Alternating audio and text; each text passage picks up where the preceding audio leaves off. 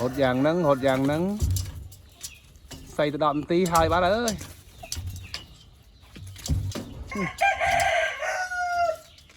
Chết đậm tí ấy lên toàn chọc không nghe pi đâu đôi kia sai viên đôi kia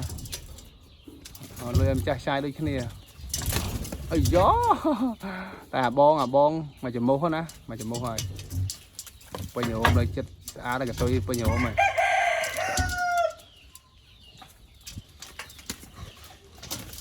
nạp âu nó đây âu chơi xài cá ra ôm cá ra âu nè cá chừng môn ngay này này ơi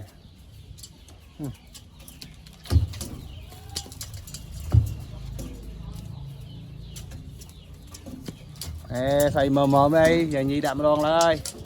xài dặn đấy ơi